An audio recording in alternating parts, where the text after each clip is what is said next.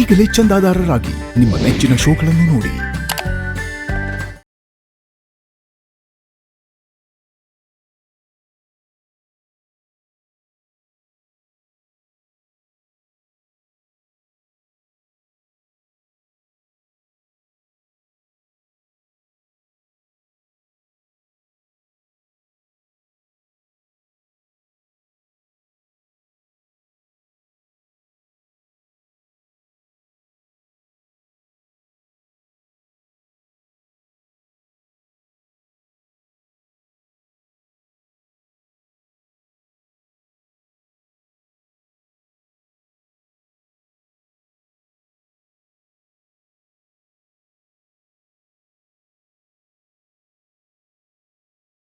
ರಾಕೇಶ್ ಜೊತೆಲಿದ್ದಾಗ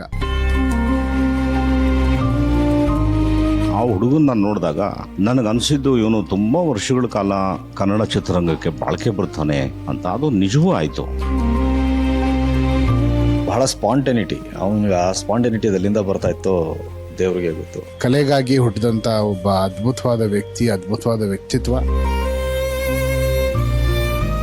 ನನಗೆ ಆತ ಕಾಲವಾದ ಅಂತ ಕೇಳಿದಾಗ ಪುನೀತ್ ರಾಜ್ಕುಮಾರ್ ಕಾಲವಾದಾಗ ಎಷ್ಟು ದಿಗ್ಭ್ರಾಂತನಾದ್ನೋ ಅಷ್ಟೇ ಆಗೋದೆ ನಾನು. ಇದೆಲ್ಲದಕ್ಕಿಂತ ಹೆಚ್ಚಾಗಿ ನನಗೆ ಅನ್ಸಿದ್ ಒಂದೇ ಒಂದು ವಿಷಯ ಏನಂತಂದ್ರೆ, ಆ ದೇವ್ರಿಗೆ ನಗು ಕಮ್ಮಿ ಆಗಿದೆ ಅಂತ ಅನ್ನಿಸ್ತು. ಸೊ ಅದಕ್ಕೆ ರಾಕೇಶ್ನ ಕರ್ಕೊಂಡಿದ್ದಾರೆ ಬೇಗ ಅಂತ ನನಗೆ ಅವತ್ತಿಂದ ಇವತ್ತಿನವರೆಗೂ ಅನ್ನಿಸ್ತಿರೋದೇ ಅದು.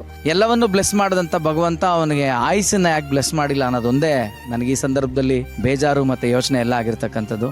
ಆದ್ರೆ ಅವ್ನು ಇಷ್ಟು ಬೇಗ ನಗಿಸ್ತಾ ಆ ನಗು ಮಾಯ ಹೋಗುತ್ತೆ ಅಂತ ಅನ್ಸಿದ್ದೆ ನಮಗೆ ಬಹಳಷ್ಟು ಆಶ್ಚರ್ಯ. ಅವತ್ತಿನ ದಿನ ಕೇಳಿದಾಗ ನಂದೇ ಏನೋ ಒಂದು ಪಾರ್ಟ್ ಹೊರಟೋಯ್ತೇನೋ ಈ ಭೂಮಿಯಿಂದ ಅಂತ ಅನ್ನಿಸ್ಬಿಡ್ತು. ನಂಗೆ ತುಂಬಾ ದುಃಖ ಏನು ಅಂದ್ರೆ, ದೊಡ್ಡ ಕನಸು ಅವನಿಗೆ. ತಾನೂ ಬದುಕಬೇಕು, ಬೆಳಿಬೇಕು, ತನ್ನ ತಂಗಿ ಮದುವೆ ಮಾಡಬೇಕು. ಒಬ್ಬ ಅಣ್ಣನಾಗಿ ಎಷ್ಟು ದೊಡ್ಡ ಆಲೋಚನೆಗಳನ್ನ ಇಟ್ಕೊಂಡಿದ್ದ. ಇದೇ ಸ್ಟೇಜ್ ಮೇಲೆ ಯಾವುದೋ ಒಂದು ರೂಪದಲ್ಲಿ ರಾಕೇಶ್ ಮತ್ತೆ ಬರ್ತಾರೆ ಅನ್ನೋ ನಂಬಿಕೆ ನನಗಿದೆ. ಅವನು ಎಲ್ಲೇ ಇದ್ರೂ ಕೂಡ ನನಗೆ ತಿಳಿದು ಅಲ್ಲೂ ಕೂಡ ಖುಷಿ ಹಂಚ್ತಾ ಇರ್ತಾನೆ. ಆ ಒಂದು ನಂಬಿಕೆ ನನಗಿದೆ. ನಿಮ್ಮ ಕುಟುಂಬಕ್ಕೆ ಭಗವಂತ ಶಕ್ತಿನ ಕೊಡ್ಲಿ ಅಂತ ಪ್ರಾರ್ಥಿಸ್ತೀನಪ್ಪ.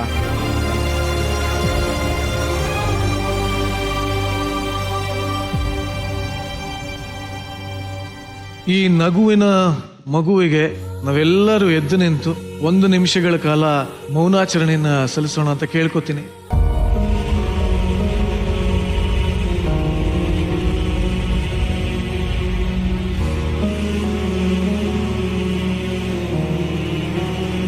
ಧನ್ಯವಾದಗಳೆಲ್ಲರಿಗೂ. ಈ ಪ್ರಾಣ ಮಿತ್ರನಿಗೆ ಪುಷ್ಪಾರ್ಚನೆಯನ್ನು ಸಲ್ಲಿಸೋದಕ್ಕೆ ದಯವಿಟ್ಟು ನಾನು ಜಡ್ಜಸ್ನ ಬರಮಾಡ್ಕೋತೀನಿ ವೇದಿಕೆ ಮೇಲೆ.